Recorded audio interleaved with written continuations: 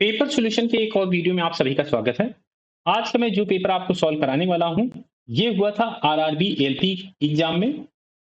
16 फरवरी 2026 को पेपर हुआ था। उसका शिफ्ट 2 का मैथ का मैं सॉल्यूशन कराऊंगा और पेपर को सॉल्यूशन में शॉर्ट ट्रिक से, ऑप्शन एलिमिनेशन मेथड और स्मार्ट अप्रोच से सॉल्व कराऊंगा। तो वीडियो के लास्ट तक जरूर बने रहिएगा, क्योंकि आप इस वीडियो से काफी कुछ सीख के जाएंगे। चलिए शुरुआत करता हूं पहले क्वेश्चन से। अगर आपने अभी तक चैनल को सब्सक्राइब नहीं किया है तो चैनल को सब्सक्राइब भी कर लीजिए और दोस्तों के साथ भी शेयर कर दीजिए। इस क्वेश्चन में दिया हुआ है 24, 36 और 102 का एचसीएफ इसमें फाइंड करना है, मास ऑफ पाई इसमें फाइंड करना है। अगर इसे आसान बनाएं तो जिसमें सबसे कम डिफरेंस आए, जिन भी दो नंबर का डिफरेंस सबसे कम होगा, या तो वो एचसीएफ होगा या तो उसका कोई फैक्टर एचसीएफ होगा।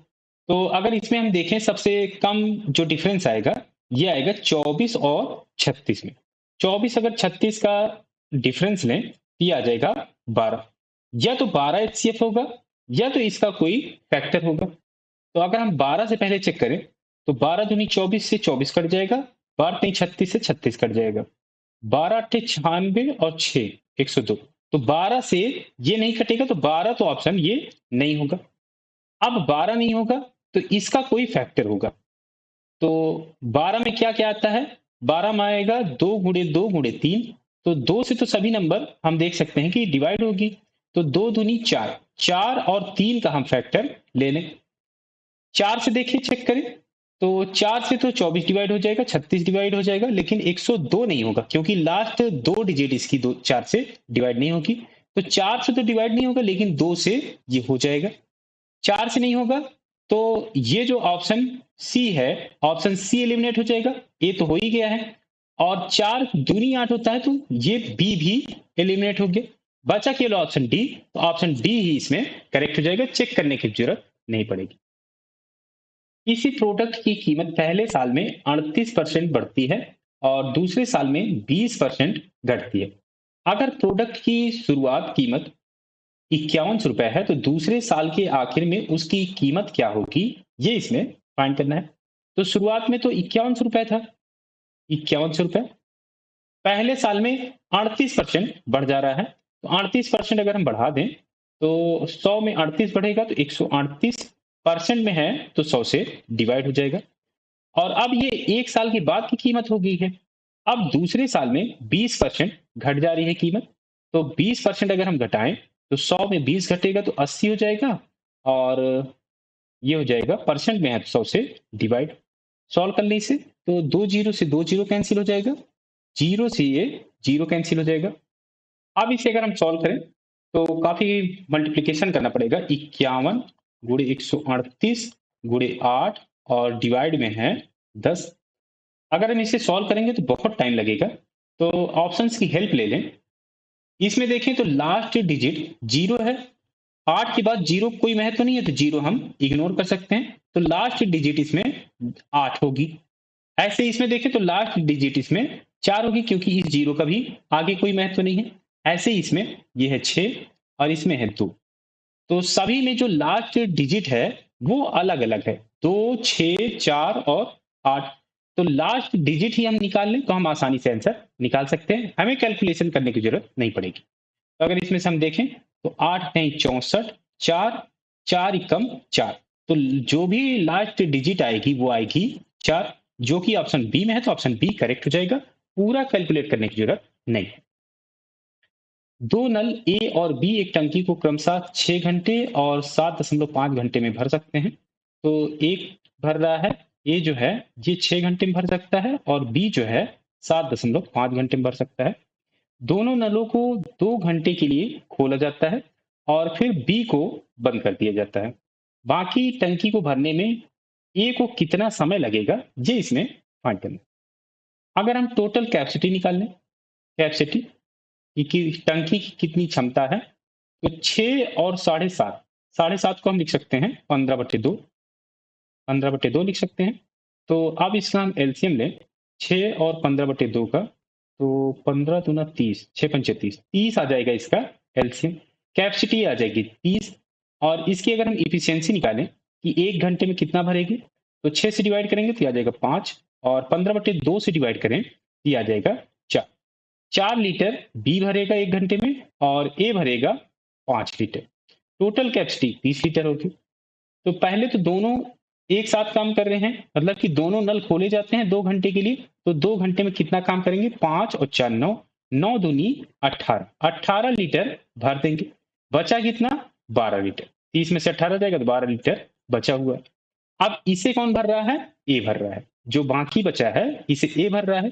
तो ए की जो कैपेसिटी है, जो कि तो ए का जो इफिशियंसी है 5 की है, तो 5 से डिवाइड कर दें तो 12/5 ये आ जाएगा इसका सम। तो ये हो जाएगा 5 दूनी 10 और 5 के बीच 2.4, 2.4 घंटे इसका समय आ जाएगा। ऑप्शन डी करेक्ट हो जाएगा।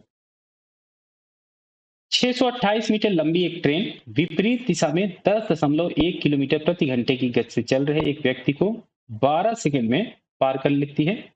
ट्रेन की गति किलोमीटर प्रति घंटे में क्या है, ये इसमें फाइंड करना है। तो ट्रेन एक व्यक्ति को पार कर रही है, तो वो अपनी लंबाई के बराबर की डिस्टेंस कवर करेगी। टाइम क्या दिया हुआ है? 12 सेकेंड। तो अगर हम डिस्टेंस अपॉन टाइम कर दें, डिस्टेंस जो कि ट्रेन की लंबाई होगी एल, और टाइम जो दिया हुआ है, अगर हम डिस्टेंस अपॉन टाइम कर दें तो स्पीड हमें जो रिलेटिव स्पीड होगी, सापेक्षिक जो गति होगी, क्योंकि दोनों चल रहे हैं, ट्रेन भी चल रही है और जो व्यक्ति है वो भी चल रहा है, तो यहां पर लगेगा सापेक्षिक गति।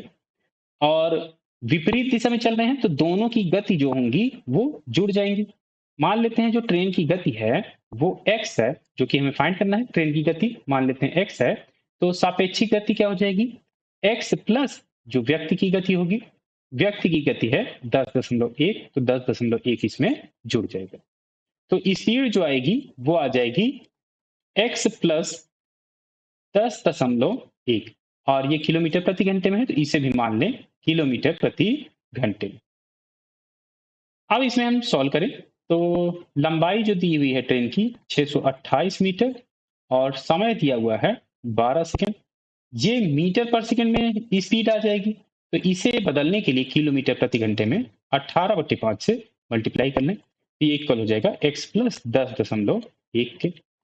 अब इसे हम सॉल्व कर लें तो 6 से डिवाइड करें तो यह आ जाएगा 3, 6 से डिवाइड करें तो यह आ जाएगा 2, और 5 दूनी 10 से हम आसानी से डिवाइड कर सकते हैं। तो पहले मल्टीप्लाई कर लें 628 और 3 का, 8 त्रिक 24, 2 और 3 दूनी 6, 2 8, और ये हो जाएगा 6 त्रिक 18। 10 से डिवाइड होगा तो ये 188.4 आ जाएगा।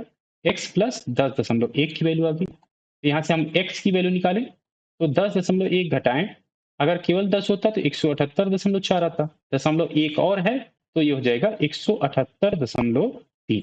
ये इसका आंसर आ जाएगा। ऑप्शन डी इसमें करेक्ट हो जाएगा। कागज का एक आयताकार टुकड़ा 44 सेंटीमीटर लंबा और 89 सेंटीमीटर चौड़ा है। तो आयताकार एक कागज का टुकड़ा है, जैसे 44 मीटर लंबा दिया हुआ है और 89 सेंटीमीटर में दिया हुआ है। 44 और 89 सेंटीमीटर ये दिया हुआ है चौड़ा और लंबा। कागज को उसकी लंबाई के अनुदिश मोड़कर एक बेलन बनाया जाता है। बेलन का वक्र पृष्ठीय क्षेत्रफल जो कर्व सरफेस एरिया होगा, ये इसमें फाइंड करना है। तो ये जो कागज है, ये कागज है, इसी को मोड़कर बनाया जा रहा है, और मोड़ कर बनाया जा रहा है, कोई बेलन बनाया जाएगा इस टाइप से, इस टाइप से बेलन बनाया जाएगा। तो इसका जो एरिया होगा, ये पूरा जो एरिया होगा उसका क्षेत्रफल इसमें पूछा गया है। तो जो क्षेत्रफल इसका होगा कागज का, वही क्षेत्रफल इसका भी होगा, क्योंकि कागज तो वेस्ट हो नहीं रहा है। तो जो भी क्षेत्रफल इस कागज का होगा उसी वही क्षेत्रफल इस जो बेलन बनाया जा रहा है उसका भी क्षेत्रफल वही होगा। तो क्षेत्रफल अगर हम निकालें इस कागज का तो ये हो जाएगा 44 सेंटीमीटर गुणे 89 सेंटीमीटर, ये आ जाएगा इसका क्षेत्रफल। तो यही हो जाएगा इसका कर्व सरफेस एरिया का, कर्व सरफेस एरिया हो जाएगा। तो अगर हम इसमें सॉल्व करें तो इसे भी सॉल्व करना पड़ेगा, लेकिन अगर हम देखें तो 9 चौके 36, लास्ट डिजिट जो आएगा वो 6 आएगा, जो कि 6 केवल ऑप्शन डी में दिया हुआ है, तो ऑप्शन डी करेक्ट हो जाएगा। एग्जैक्ट वैल्यू निकालने की जरूरत इसमें भी नहीं पड़ेगी। एक टंकी में 2 इनलेट पाइप I1 और I2 हैं, I1 और I2 हैं। ये क्रमशः 16 घंटे और 20 घंटे में भर सकते हैं। एक आउटलेट पाइप भरी हुई टंकी को 12 घंटे में खाली कर सकता है। एक आउटलेट पाइप है, खाली कर रहे हैं तो इसे माइनस में शो कर लें, जिससे हमें पता लग जाएगा कि कौन खाली कर रहा है। यदि खाली टंकी में तीनों पाइप एक साथ खोल लिए जाए तो टंकी को पूरी तरह भरने में कितना समय लगेगा, ये इसमें फाइंड करना है। तो टोटल कैपेसिटी निकालने पहले, तो 16, 12 और 20 और 12 का अगर हम एलसीएम लें तो 16 पंचे 80, 8 त्रिक 24, 240 लेना पड़ेगा। एलसीएम आ जाएगा इसका 240। अब इसकी इफिशियंसी निकाल लें, प्रवाह दर निकाल लें कि 1 घंटे में कितना भरेगा या खाली करेगा। तो 16 से इसे डिवाइड करेंगे तो आ जाएगा 15, 20 से इसे डिवाइड करेंगे तो आ जाएगा 12 और 12 से इसे डिवाइड करेंगे तो आ जाएगा 20। ये खाली कर रहा है तो आ जाएगा माइनस में। तीनों एक साथ खोले जा रहे हैं तो टोटल कैपेसिटी 240 की है, और अगर हम तीनों का ऐड करें इफिशियंसी तो 15, 12, 27, 27 में से 20 जाएगा तो आ जाएगा 7। 240 बटे 7 इसका आंसर आ जाएगा। इसे हमें भिन्न में बदलना पड़ेगा पहले, तो 7 त्रिक 21 और 7 चौके 28, तो ये हो जाएगा 2/7। 34 सही, 2/7 ऑप्शन सी करेक्ट हो जाएगा। एक वृत्त की त्रिज्या 8 सेंटीमीटर है। जीवा ए बी इस प्रकार खींची गई है कि केंद्र ओ से जीवा की दूरी 6 सेंटीमीटर है। तो ए बी की लंबाई क्या है, ये इसमें फाइंड करना है। तो अगर हम एक वृत्त बना लें, एक जीवा ले लें, इसमें ए बी त्रिज्या 8 सेंटीमीटर है और ओ से जो केंद्र है, केंद्र ओ दिया हुआ है, केंद्र से जीवा की दूरी 6 सेंटीमीटर है। केंद्र से जो दूरी होगी वो परपेंडिकुलर लेते हैं, तो ये आ जाएगी 6 सेंटीमीटर। ये परपेंडिकुलर होगा, तो केंद्र से डाला गया परपेंडिकुलर जो होता है, जो लंब डाला जाता है, वो जीवा को 2 बराबर भागों में बांटता है। तो अगर मान लें ये x है तो ये भी x होगा, ये जो लंबाई x है तो ये भी लंबाई जो होगी यहाँ से यहाँ तक की, ये भी x होगी। और त्रिज्या, ये अगर हम इसका b से o को मिला दें तो ये त्रिज्या हो जाएगी जो कि 8 सेंटीमीटर दी हुई है। तो अब इसमें हम पाइथागोरस से निकाल सकते हैं। तो पाइथागोरस से निकालें, यहाँ पे x आ जाएगा यहाँ से अंडर रूट कांड का स्क्वायर 8 का स्क्वायर हो जाएगा माइनस लंब का स्क्वायर, ये हो जाएगा 6 का स्क्वायर। 8 कहीं 64 और 6 छंग 36, 64 में से 36 जाएगा, ये आ जाएगा अंडर रूट में 28। तो 7 चौके 28, ये आ जाएगा 2 अंडर रूट 7। फाइंड क्या करना है, ए बी की लंबाई। ए बी की लंबाई टोटल कितनी हो जाएगी, x और x 2x हो जाएगी, तो 2x की लंबाई क्या हो जाएगी, x की लंबाई 2√7 है तो ये हो जाएगी 4√7। ऑप्शन सी करेक्ट हो जाएगी।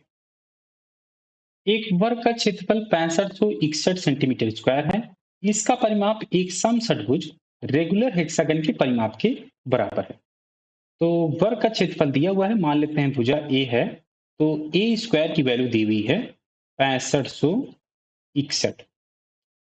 जो वर्ग का परिमाप दिया हुआ है, वर्ग का परिमाप 4a होता है, समषटभुज के परिमाप के बराबर है। मान लेते हैं समषटभुज का जो भुजा है, साइड है, वो b है, तो ये हो जाएगा 6b के इक्वल हो जाएगा। तो इसमें फाइंड क्या करना है, समषटभुज जो षटभुज है उसका क्षेत्रफल फाइंड करना है। तो षटभुज का अगर हम भुजा निकाल लें तो हम इस क्वेश्चन को कर सकते हैं। तो b की वैल्यू अगर हम यहाँ से निकालें, 2 से डिवाइड कर सकते हैं दोनों को, तो ये आ जाएगा 2 और ये हो जाएगा 3, तो ये हो जाएगा 2a/3। तो b की वैल्यू हम a की वैल्यू फाइंड करने से निकाल सकते हैं। इसे 2 के पेयर में डिवाइड करें तो लास्ट डिजिट 1 है, तो इसका जो स्क्वायर रूट आएगा या तो 1 होगा या तो होगा 9। और 65 है, दूसरा जो पेयर है 65 है, तो 65 से कम या बराबर किसका स्क्वायर रूट होता है, तो ये हो जाएगा 8 का स्क्वायर। तो नंबर होगा या तो 81 होगा या तो होगा 89। 8 का स्क्वायर होगा 64 और 9 का स्क्वायर होगा 81, जो कि 64 की ये करीब है, तो 81 ही आ जाएगा इसका स्क्वायर रूट। ए की वैल्यू यहाँ से आ जाएगी 81। अब यहाँ पर हम वैल्यू रख दें, तो 2/3 और ये हो जाएगा 81, 3 से ये डिवाइड होगा तो आ जाएगा 27। तो बी की वैल्यू आ जाएगी यहाँ से 54 सेंटीमीटर। फाइंड क्या करना है? क्षेत्रफल। क्षेत्रफल हो जाएगा, एरिया जो हो जाएगा षटभुज का, ये हो जाएगा 6 इंटू √3/4 a²। तो अगर इसे हम सॉल्व करें तो 6 गुणे √3/4 इंटू 54 गुणे 54, 4 से हम डिवाइड कर सकते हैं, ये हो जाएगा 27, 2 से डिवाइड करेंगे और 2 से इसे डिवाइड करेंगे तो आ जाएगा 27। अगर इसे हम सॉल्व करें तो कैलकुलेशन करेंगे तो बहुत टाइम लगेगा। तो √3 तो वैल्यू आएगी ही आएगी, क्योंकि √3 और किसी से मल्टीप्लाई नहीं होगी। तो या तो ऑप्शन ए होगा या तो होगा बी। ऑप्शन सी एलिमिनेट हो गए, ऑप्शन डी एलिमिनेट हो गए। अब इनका अगर हम लास्ट डिजिट देखें तो इसमें 4 है और इसमें 8 है, तो हम केवल लास्ट डिजिट से ही इसे सॉल्व कर सकते हैं। तो 7×7 = 49, 9 बचा, 9×6 = 54। तो लास्ट डिजिट जिसकी 4 होगी वही आंसर हो जाएगा। लास्ट डिजिट इसमें 4 बी में है तो ऑप्शन बी करेक्ट हो जाएगा। एक टावर के ऊपर से जमीन पर उसी तरफ मौजूद दो चीजों के अवनमन कोण एंगल्स ऑफ डिप्रेशन 60 डिग्री और 30 डिग्री देखे जाते हैं। टावर की ऊंचाई 450 मीटर है, तो उन चीजों के बीच की दूरी क्या होगी, ये इसमें फाइंड करना है। तो एक टावर है जो कि 450 मीटर ये ऊंचा दिया हुआ है। दो वस्तु हैं, एक ही तरफ दो वस्तु दी हुई है कि एक का जो एंगल है ये 30 डिग्री है और एक का जो एंगल बन रहा है ये 60 डिग्री का बन रहा है। तो फाइंड क्या करना है? जो चीज है उनके बीच की दूरी, तो ये जो डिस्टेंस होगी इनके बीच की जो दूरी होगी ये फाइंड करना है। तो ये दूरी पता नहीं, मान लेते हैं ये x है। तो अगर इसे हम सॉल्व करें तो ये 90 डिग्री होगा। मान लेते हैं ये O है, ये A, ये B और ये C है। तो ट्राइंगल AOB में ले लें तो tan 60 डिग्री, tan 60 डिग्री क्या हो जाएगा? tan 60 डिग्री हो जाएगा √3 और tan 60 डिग्री क्या हो जाएगा? लंब बटे आधार। लंब है 450, आधार हो जाएगा इसका x। तो x की वैल्यू क्या आ जाएगी यहाँ से? 450 डिवाइड में √3, तो 15×3 = 45। तो 150 गुणे √3 गुणे √3, √3 से एक √3 कैंसिल हो जाएगा तो ये आ जाएगा 150 √3। तो x की वैल्यू जो आ जाएगी यहाँ से ये हो जाएगी 150 √3। अब अगर हम ट्राइंगल AOC में देखें तो tan 30 डिग्री, tan 30 डिग्री की वैल्यू क्या होती है? ये हो जाएगी 1/√3।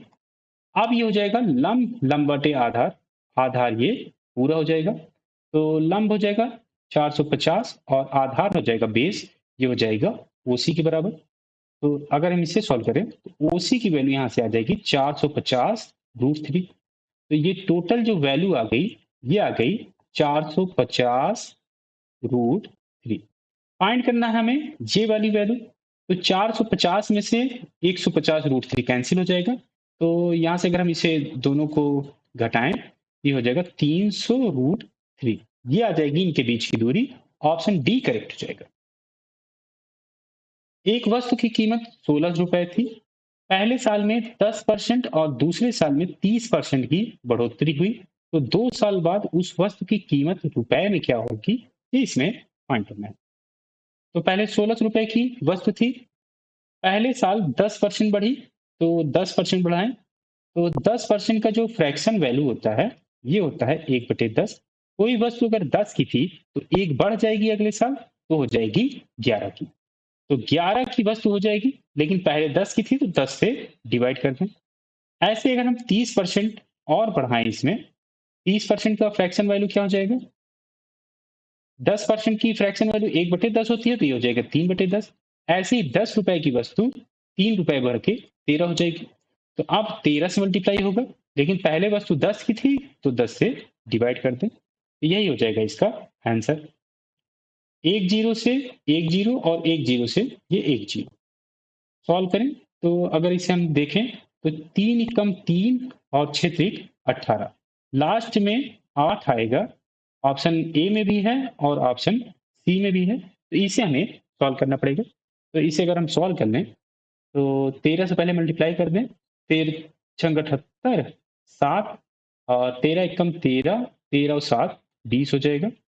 11 से और मल्टीप्लाई करना पड़ेगा, तो 11 अट्ठे 88 और 11 दूनी 22, 22 और 88 इसका आंसर आ जाएगा। ऑप्शन ए करेक्ट हो जाएगा। ए और बी क्रमशः 40,000 रुपए और 60,000 रुपए लगाकर एक बिजनेस शुरू करते हैं। साल के आखिर में उन्हें 20,000 रुपए का मुनाफा होता है, तो ए को कितना मुनाफा मिलेगा ये इसमें फाइंड करना है। तो जो भी प्रॉफिट होता है वो किसके प्रोपोर्शनल होता है? इन्वेस्टमेंट के। जो भी निवेश होगा उसके प्रोपोर्शनल होगा, जब समय सेम दिया हुआ। समय सेम है तो इन्वेस्टमेंट के ये प्रोपोर्शनल हो जाएगा, जो भी निवेश होगा उसी के रेशियो में ये बांटा जाएगा। तो अगर हम ए और बी का निवेश का रेशियो निकाल लें, अनुपात निकाल लें, तो 4 जीरो से हम 4 जीरो दोनों कैंसिल कर सकते हैं। ये हो जाएगा अनुपात में 4:6। 2 से और डिवाइड कर सकते हैं, ये हो जाएगा 2:3। तो फाइंड किसका करना है? ए का। तो 2 भाग ए को मिलेगा कितने में से? 3 2 5 में से। तो ए का फाइंड करना है, 2 भाग मिलेगा 5 भाग में, और टोटल जो मुनाफा है ये 20,000 का है, तो 20,000 से मल्टीप्लाई कर दें। 5 से डिवाइड करेंगे तो आ जाएगा 4,000, 4 दूनी 8,000, 8,000 इसका आंसर आ जाएगा। ऑप्शन ए करेक्ट हो जाएगा। किस राशि पर 5% प्रति वर्ष की साधारण ब्याज से 2 वर्षों में 480 रुपए का ब्याज मिलेगा? 5% प्रति वर्ष साधारण ब्याज लग रहा है, तो साधारण ब्याज हर साल ही वही ब्याज लगेगा जो पहले साल लगा है। तो एक साल में 5% लग रहा है, तो 2 साल में कितना लगेगा? 5 दूनी 10%, 10% ब्याज लगेगा। और ब्याज की जो यहाँ पे वैल्यू दी हुई है, ये दी हुई है 480 रुपए दी हुई है। तो 10% की वैल्यू अगर 480 है तो राशि कितनी होगी? राशि तो 100% होगी, तो 100% की वैल्यू निकाल लें। अगर 10% की वैल्यू 480 है तो 100% की वैल्यू क्या हो जाएगी? 10 से मल्टीप्लाई कर दें इस इक्वेशन में, यहाँ में, तो 100% हो जाएगा। तो इधर भी मल्टीप्लाई करना पड़ेगा, तो आ जाएगा 4800 रुपए। तो जो राशि होगी वो 4800 होगी। ऑप्शन डी करेक्ट हो जाएगा। आसान सही क्वेश्चन था। अगर 15 संख्याओं का औसत 25 है, उनमें से एक संख्या 36.2 हटा दी जाती है, तो बची हुई संख्याओं का औसत क्या होगा? ये इसमें फाइंड करना है। एवरेज जो दिया हुआ है सभी संख्याओं का, ये दिया हुआ है 25। एक संख्या हटाई जाती है 36.2 वाली। अगर एवरेज जो दिया हुआ है 25, इसी के बराबर की संख्या हटाई जाती तो इनके औसत में कोई अंतर ना आता। लेकिन ये बड़ी संख्या घट रही है, तो कितना अंतर है इसका? 25 घटा दें इसमें से 36.2 में से, तो 11.2 ज्यादा घट रही है।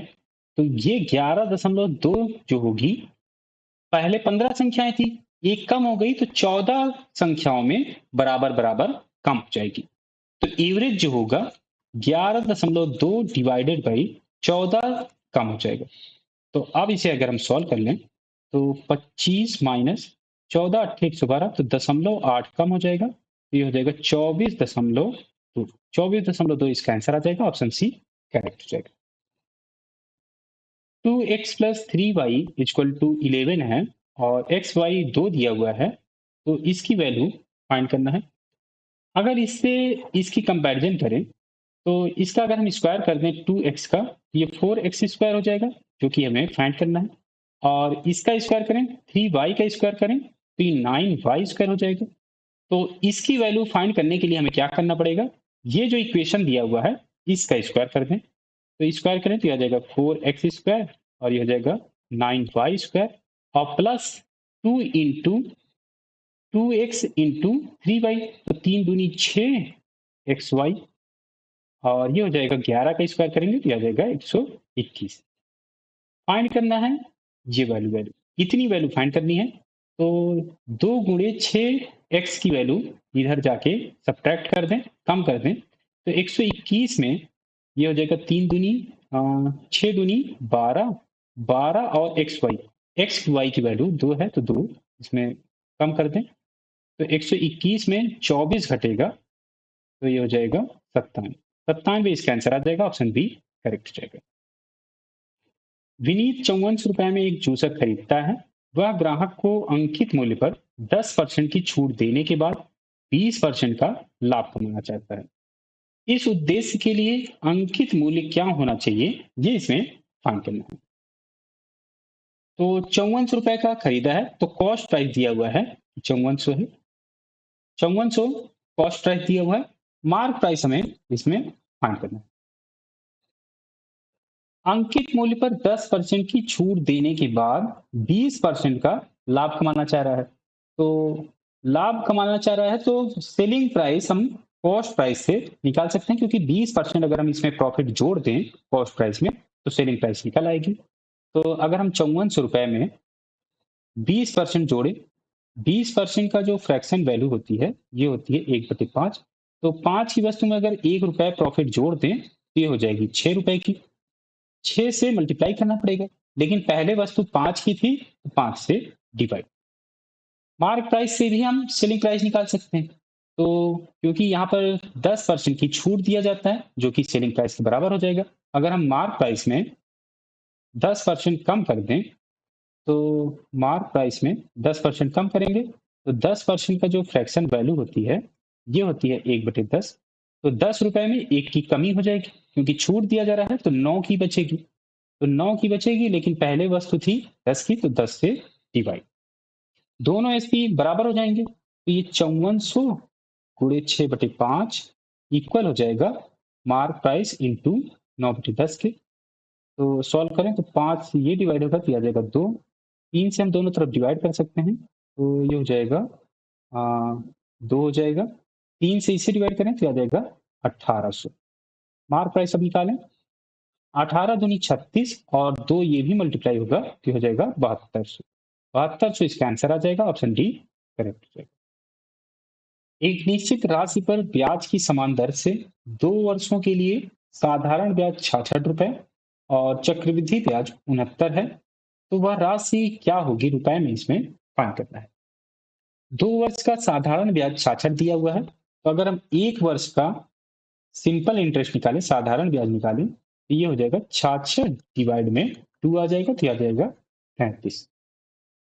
चक्रवृद्धि ब्याज की बात करें तो पहले साल के लिए तो चक्रवृद्धि ब्याज जो होगी, कंपाउंड इंटरेस्ट जो होगा वो साधारण ब्याज के बराबर ही होगा। तो जो कंपाउंड इंटरेस्ट होगा 1 साल का, पहले साल का जो होगा वो इसी के बराबर होगा, सिंपल इंटरेस्ट के बराबर ही। तो पहले साल 35 रुपए ही लगेगा, लेकिन जो दूसरे साल ब्याज लगेगा, दूसरे साल जो ब्याज लगेगा, जो भी अमाउंट होगी उस पर तो ब्याज लगेगा ही, और ये जो कंपाउंड इंटरेस्ट मिला है पहले साल के लिए इस पर भी ब्याज लगेगा। तो अगर मान लेते हैं जो मूलधन था वो x था, तो पहले साल के लिए ब्याज 33 लगेगा, साधारण ब्याज के बराबर ही। और अब दूसरे साल की बात करें तो x पर तो 33 ही लगेगा अभी भी, लेकिन एक ब्याज लगेगा, ये जो इंटरेस्ट मिला था 33 रुपए इस पर भी ब्याज। तो अगर इसे हम कैलकुलेट करें, तो इसे अगर हम कैलकुलेट करें कि कितना ब्याज के ऊपर ब्याज लग रहा है, तो टोटल जो साधारण ब्याज था 66 था और चक्रवृद्धि ब्याज 69 थी, तो 69 में से 66 घटाएंगे तो आ जाएगा 3। तो 33 रुपए पर 3 रुपए ब्याज लग रहा है। तो अब इसमें से हम निकाल सकते हैं कि 3 रुपए ब्याज लग रहा है 33 रुपए पर, 33 रुपए पर। तो ये जो 33 रुपए ब्याज लगेगा 1 साल के लिए, 33 रुपए। तो पहले अगर हम 3 से दोनों तरफ डिवाइड कर दें तो 1 रुपए ब्याज की वैल्यू आ जाएगी कि 11 रुपए पर 1 रुपए ब्याज लगेगा। तो 33 का हम निकालें, क्योंकि 33 1 साल में लग रहा है तो इसका हम निकाल लें ये कितने राशि पर लग रहा है। तो 33 रुपए ब्याज निकालें तो 1 रुपए पर 11 लग रहा है, तो 33 रुपए पर 33 गुणे 11 रुपए पर 11 रुपए की राशि पर लगेगा, और यही इसमें फाइंड करना था। तो इसे अगर हम सॉल्व करें तो 33 गुणे 10 होता तो 330, 33 और जुड़ जाएगा तो 363।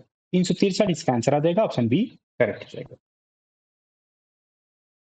एक दुकानदार ने 10 रुपए प्रति आम के हिसाब से 50 आम खरीदे। टोटल जो आम खरीदा जा रहा है, टोटल 50 खरीदा जा रहा है। उसने 30 आम 20% के मुनाफे पर, तो इसमें से 30 आम तो 20% के प्रॉफिट पर बेचा जा रहा है, और 20 आम जो बचे, 20 आम 10% के नुकसान पर। तो ये प्रॉफिट है तो प्लस ले लें, नुकसान है तो माइनस।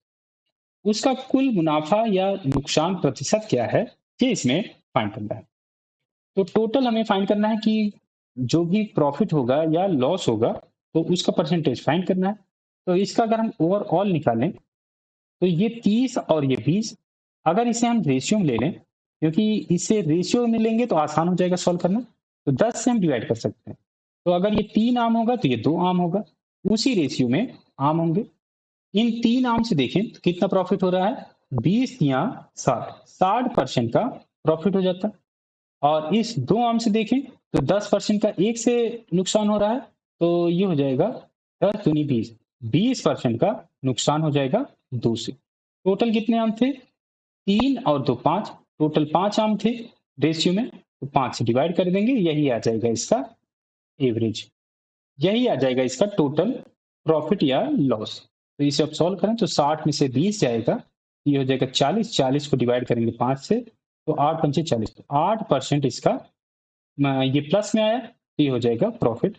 ऑप्शन इसमें डी करेक्ट हो जाएगा। एक सेल के दौरान 55% सामान 41% के मुनाफे पर बेचा जाता है। तो मान लेते हैं जो टोटल सामान है ये 100 है, तो इसमें से 55%, तो 55 सामान जो है ये 41% के प्रॉफिट पर बेचे जाएंगे। बचे हुए सामान का 20% हिस्सा 19% के मुनाफे पर बेचा जाता है। तो बचा कितना है इसमें से, 100 में से 55 निकालें तो आ जाएगा 45, इसका 20%, तो 20% का फ्रैक्शन वैल्यू 1/5 हो जाएगा। 5 से अगर इसे डिवाइड करें तो आ जाएगा 9। 9 सामान जो है 19% के मुनाफे पर, तो प्लस में आ जाएगा 19%, और बाकी सामान 21% के नुकसान पर बेचा जाता है। तो बाकी कितना बचा, 55 9 64, तो 36 सामान बचा हुआ है, और ये बेचा जा रहा है 21% के नुकसान पर। तो नुकसान हो रहा है तो माइनस में ले लिया। अब इसे हम सॉल्व कर लें। अगर इसमें हम मल्टीप्लाई करेंगे, 41 का 55 से मल्टीप्लाई करेंगे तो हमें टाइम लगेगा। तो मान लेते हैं, पहले ही मान लें कि जो एवरेज है कोई एक ले लें, इसमें से मान लेते हैं वो 19% के बराबर है। मान लें 19% के बराबर है, तो इससे कैलकुलेशन आसान हो जाएगा। कैसे कैलकुलेशन आसान होगा, 19% माना है तो ये 41% है, तो कितना ज्यादा हो रहा है, 22%। तो 22% के हिसाब से वैल्यू जोड़नी चाहिए। 22% कितने लोगों में, 55 समान में, 55 से मल्टीप्लाई कर दें, इतना परसेंट और इसमें जोड़ना पड़ेगा। और अब इसकी बात करें तो ये 19% हमने ले रखा था, जो कि 19% इसमें भी है, तो जीरो जीरो ही ऐड होगा, क्योंकि जीरो, दोनों का डिफरेंस जीरो आया, तो जीरो में कुछ भी हम मल्टीप्लाई करेंगे तो ये जीरो ही हो जाएगा। अब ये 21% नुकसान हो रहा है, हमने 19% माना था, तो 19 से ये कितना कम है, 19 से ये हो जाएगा 19 और 21 40, -40% कम करना पड़ेगा, कितने समान में, 36 समान में, तो 36 से इसमें मल्टीप्लाई करना पड़ेगा, डिवाइड करना पड़ेगा। टोटल समान जो थे ये 100 थे, तो 100 से डिवाइड करते, क्योंकि ये एवरेज है तो इसे भी एवरेज में बनाना पड़ेगा। अब इसे हम सॉल्व कर लें, ये हो जाएगा 19% और ये हो जाएगा प्लस, इसे हम डिवाइड भी कर सकते हैं, 10 से डिवाइड कर सकते हैं, यहाँ से 2 से हम डिवाइड कर सकते हैं तो यह आ जाएगा 11, और 5 से इसे डिवाइड करें यह आ जाएगा ये 11, और 10 से ये जीरो कैंसिल कर देंगे तो ये एक जीरो कैंसिल हो जाएगा। अब इसे हम सॉल्व करें तो ये आ जाएगा 11 11 121, और माइनस में 36 चौके 144, और डिवाइड में आ जाएगा 10, 19%, और ये सभी परसेंट में होंगे, ये परसेंट में होंगे, तो ये हो जाएगा 121 में से 144 घटाएं तो -23/10 हो जाएगा, ये परसेंट में होगा, तो 19% माइनस 2.3%। तो कितना हो जाएगा 16.7। 16.7 इसका आंसर आ जाएगा, ऑप्शन डी करेक्ट हो जाएगा। ए और बी ने एक बिजनेस में 4:5 के अनुपात में निवेश किया। उन्हें 54,000 रुपए का मुनाफा प्राप्त हुआ है। उन्होंने मुनाफे का आधा हिस्सा बराबर बराबर भागों में बांट दिया, बाकी आधा हिस्सा अपने निवेश के अनुपात में बांटा। तो बी का मुनाफा में हिस्सा क्या होगा, ये फाइंड करना है। तो दो तरीके के प्रॉफिट बट रहे हैं ए और बी में। एक तो आधा, जो 54,000 का अगर हम आधा करें तो 27,000 हो जाएगा। तो 27,000 इनके बीच में आधा आधा बटेगा। तो 27,000 का आधा कितना हो जाएगा 13,500। 13,500 दोनों को मिलेंगे। और अब जो आधा भाग बचा हुआ है, अब जो 27,000 बचा हुआ है, ये जो निवेश कर रहे हैं इनके अनुपात में बटेगा। तो ए और बी का अगर हम निवेश का अनुपात देखें तो यह है 4:5। बी का हमें फाइंड करना है। बी 5 भाग पाएगा मुनाफा, कितने में से 5 4 9 में से। टोटल कितना मुनाफा है 27,000 है। 27,000 से इसमें मल्टीप्लाई कर दें, 9 से ये कटेगा तो आ जाएगा 3,000, 5 दिया 15, तो टोटल आ जाएगा ये 15,000। और बी का अगर हम टोटल मुनाफा निकालें तो 13,500 ये था और 15,000 ये। 15 और 13 28, 28,500 इसका आंसर आ जाएगा, ऑप्शन ए करेक्ट है। आसान सा क्वेश्चन था। एक छात्र के मार्क्स गलती से 70 की जगह 34 दर्ज हो गए। इस वजह से क्लास के औसत मार्क्स 4/3 कम हो गए। क्लास में छात्रों की संख्या क्या है, ये इसमें फाइंड करना है। छात्रों की संख्या फाइंड करनी है। मान लेते हैं ये x है। 70 दर्ज होना था लेकिन कितना दर्ज हो गया 34। तो कितने की कमी आई है 36 की कमी आ गई। तो ये 36 जो है ये x स्टूडेंट में बटेगा। 36 जो है जो कम हो रहा है x स्टूडेंट में बटेगा। तो जो एवरेज होगा इतना ही कम हो जाएगा। तो अगर हम इससे एवरेज निकालें, क्योंकि 36 जो है x में बटेगा और इतना ही एवरेज जो है वो कमी आएगी। और वो कमी दी हुई है कि 4/3 है, तो ये 4/3 के इक्वल हो जाएगा। 4 से इसे डिवाइड करें तो ये आ जाएगा 9, क्रॉस मल्टीप्लाई करें तो x की वैल्यू यहाँ से आ जाएगी 27। तो जो स्टूडेंट की संख्या थी ये है 27, ऑप्शन बी करेक्ट है। एक दुकानदार एक मोबाइल फोन की कीमत उसकी लागत मूल्य से 40% ज्यादा तय करता है। फिर वह तय की गई कीमत पर 10% और 5% की दो लगातार छूट देता है। तो लागत मूल्य से 40% ज्यादा तय कर रहा है। तो कॉस्ट प्राइस हम 100 लेके इसे सॉल्व कर लें। कॉस्ट प्राइस अगर 100 है तो मार्क प्राइस क्या हो जाएगी, 40% से बढ़ाएगा तो 140 हो जाएगी। दो छूट दी जा रही है, एक 10% की और एक 5% की। तो अगर हम पहले 10% की इसमें छूट देते हैं तो 10% कितना हो गया 140 का 14 कम हो जाएगा, तो ये हो जाएगा 126। 5% की एक और छूट इसमें से कम करें, 5% इसमें छूट और दें, तो अगर ये 10% होता तो 12.6 होता, 6.3 हो जाएगा उसका आधा। तो 6.3 कम करें इसमें से तो ये हो जाएगा 119.7। तो छूट देता है लागत मूल्य पर उसे होने वाले मुनाफे का प्रतिशत, तो ये सेलिंग प्राइस हो जाएगा। कॉस्ट प्राइस अगर 100 रुपए है, सेलिंग प्राइस अगर 119.7 है, तो प्रॉफिट कितना आया, प्रॉफिट आ जाएगा 19.7। और प्रतिशत में हमें फाइंड करना है, 100 से प्रॉफिट हो रहा है तो यही हो जाएगा इसका प्रतिशत, 19.7% भी हो जाएगा, ऑप्शन बी करेक्ट हो जाएगा। इसीलिए 100 माना जाता है जिससे परसेंटेज आसानी से निकाला है। बहुलक इसमें फाइंड करना है, डाटा का बहुलक निकालना है। मोड, मोड क्या होता है, जिस संख्या की सबसे ज्यादा बार रिपीटिशन होगा, आवृत्ति होगी, वही हो जाएगा उसका मोड। तो इसमें कई तरीके के नंबर दिए हुए हैं, तो हम केवल वो 4 ऑप्शन जो दिए हुए हैं, 4 ऑप्शन में जो नंबर दिए हुए हैं इन्हीं की रिपीटिशन देखेंगे, कौन कितनी बार रिपीट हो रहा है। तो अगर हम 71 देखें इसमें, तो 71 एक यहाँ है, एक यहाँ है, एक यहाँ है, 3 ही बार 71 है, तो हो जाएगा 3। 82 देखें, 1 2, 82 और है नहीं तो ये 2 बार है। 84 देखें, 1 2 और 84 भी नहीं है, ये भी ऑप्शन नहीं होगा क्योंकि हमें इससे बड़ा तो मिल ही गया है। 86 1 2, तो 2 बार ये भी है, तो ये भी ऑप्शन नहीं होगा, ये भी नहीं होगा, तो ऑप्शन ए इसमें करेक्ट हो जाएगा। आसान से ये वाले क्वेश्चन होते हैं। ए और बी क्रमशः 29,000 और 95,000 का निवेश करके एक बिजनेस शुरू करते हैं। बी 6 महीने के बाद अपना निवेश निकाल लेता है और सी साल की बची हुई अवधि के लिए 67,000 रुपए का निवेश करके बिजनेस में शामिल हो जाता है। अगर कुल मुनाफे का 15% 6600 रुपए है, तो मुनाफे में बी का हिस्सा क्या होगा, जिसमें फाइंड करना है। तो कितने लोग हैं? ए है, बी है और सी है।